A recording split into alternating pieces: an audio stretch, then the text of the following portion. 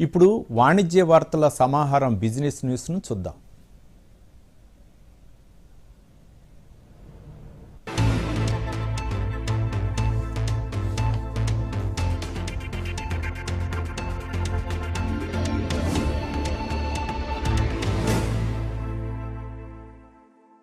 జీవిత బీమా పాలసీ విషయంలో ఐఆర్డీఏ కీలక నిర్ణయం తీసుకుంది. బీమా తీసుకున్న వ్యక్తి మరణించిన సందర్భంలో ఎలాంటి విచారణ అవసరం లేకపోతే క్లెయిమ్ దరఖాస్తు అందిన 15 రోజుల్లోగా బీమా సంస్థ పరిహారం చెల్లించాలని చెప్పింది. విచారణ అవసరమైన సందర్భాల్లో 45 రోజుల్లోగా పరిష్కరించాలని భారతీయ బీమా నియంత్రణ అభివృద్ధి ప్రాధికార సంస్థ ఐఆర్డీఏఐ స్పష్టం చేసింది. పాలసీని స్వాధీనం చేసినప్పుడు 7 రోజుల్లోగా మొత్తాన్ని చెల్లించాలని బీమా సంస్థలను ఆదేశించింది. గడువు తీరిన పాలసీలకు వ్యవధి తీరిన రోజునే చెల్లింపులు పూర్తి చేయాలని మాస్టర్ సర్క్యులర్ జారీ చేసింది.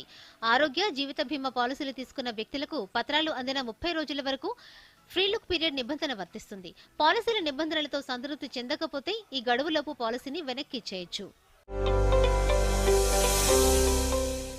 ఎయిర్ ఇండియా ఎక్స్ప్రెస్ 2023-24లో 163 కోట్ల నికర నష్టాన్ని నమోదు చేసింది. గత సంవత్సరం దీనికి 117 కోట్ల లాభం వచ్చింది. గత 9 ఏళ్లలో విమానయాన సంస్థ నష్టాల్లో కూరుకుపోవడం ఇది రెండోసారి. కంపెనీ మొత్తం ఆదాయం ఏడాది ప్రాతిపదికన 33% పెరిగి 2024 ఆర్థిక సంవత్సరంలో 7,600 కోట్లకు చేరుకుంది. ఇదే కాలంలో దాని మొత్తం వ్యయం 38.3% పెరిగి 7,763 కోట్లకు చేరుకుంది. భారీ విస్తరణ, ప్రత్యేకించి దేశీయ మార్కెట్లో వివిధ మార్గాల్లో మార్కెట్ లీడర్ ఇండిగోతో పోటీ నష్టాలకు ప్రధాన కారణం. ఎయిర్ ఇండియా ఎక్స్ప్రెస్ ఇండిగో మాదిరిగానే ఛార్జీలను తగ్గించింది. అనిల్ అంబానీ గ్రూపునకు చెందిన రిలయన్స్ ఇన్ఫ్రాస్ట్రక్చర్ తాజాగా ఎలక్ట్రిక్ కార్లు, బ్యాటరీల తయారీ విభాగంలోకి ప్రవేశించే ఆలోచనలు ఉన్నట్లు తెలుస్తోంది. ఈ ప్రణాళికలకు సంబంధించి వ్యయాల పరంగా సాధ్యాసాధ్యాలను అధ్యయనం చేసేందుకు చైనా దిగ్గజం బీవైడీ ఇండియా మాజీ హెడ్ సంజయ్ గోపాలకృష్ణన్ను కన్సల్టెంట్ గా నియమించుకున్నట్లు సమాచారం. రిలయన్స్ ఇన్ఫ్రా ప్రాథమికంగా ఏటా 2,50,000 ఈవీలతో మొదలుపెట్టి 7,50,000 వాహనాలకు ఉత్పత్తిని పెంచుకోవాలని సంబంధిత వర్గాలు తెలిపాయి. అలాగే 10 గిగావాట్ అవర్స్ సామర్థ్యంతో బ్యాటరీల తయారీ ప్లాంట్ ఏర్పాటు సాధ్యాసాధ్యాలను కూడా పరిశీలిస్తున్నట్లు వివరించాయి. ప్రభుత్వ రికార్డుల ప్రకారం రిలయన్స్ ఇన్ఫ్రా జూన్లోనే వాహన రంగానికి సంబంధించి కొత్తగా 2 అనుబంధ సంస్థలను ప్రారంభించింది. రిలయన్స్ ఈవీ ప్రైవేట్ లిమిటెడ్ వీటిల్లో ఒకటి. అధిక రుణభారం, ఆర్థిక సమస్యలతో సతమతమవుతున్న కంపెనీ ఈ కొత్త ఈవీ ప్రాజెక్టులకు నిధులెలా సమకూర్చుకుంటుందనే దానిపై ఇంకా స్పష్టత లేదని సంబంధిత వర్గాలు తెలిపాయి.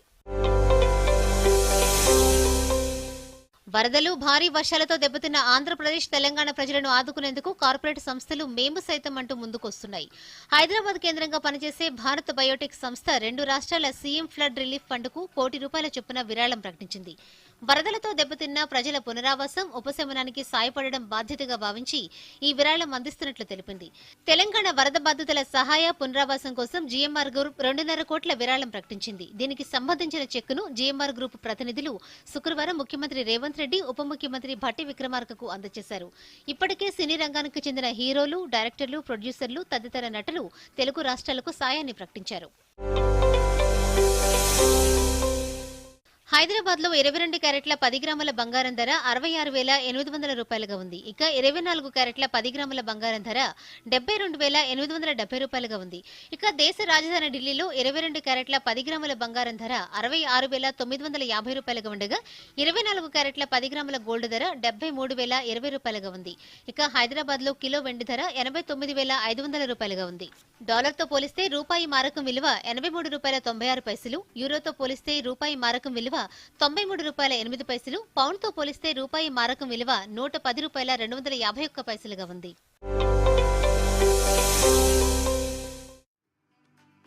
వరుసగా 4వ రోజు సెన్సెక్స్ నష్టాలు ముగిశాయి. బలహీన అంతర్జాతీయ సంకేతాలు, విదేశీ మదుపర్ల అమ్మకాల ప్రభావంతో సెన్సెక్స్ 2 వారాల కనిష్టానికి చేరింది. ఐటీ, చమురు, గ్యాస్, ప్రభుత్వ బ్యాంక్ షేర్లు డీలా పడ్డాయి. డాలర్తో పోలిస్తే ₹2 పెరిగి ₹83.95 వద్ద ముగిసింది. ఆసియా, ఐరోపా మార్కెట్లు నష్టాల్లో ముగిశాయి. బీఎస్ఈలోని నమోదిత సంస్థల మొత్తం మార్కెట్ విలువ శుక్రవారం ఒక్కరోజే 5.49 లక్షల కోట్లు తగ్గి 460.18 లక్షల కోట్లకు పరిమితమైంది. సెన్సెక్స్ చివరకు 1,017.23 పాయింట్ల నష్టంతో 81,183.93 వద్ద ముగిసింది. నిఫ్టీ 292.95 పాయింట్లు కోల్పోయి 24,852.15 దగ్గర స్థిరపడింది.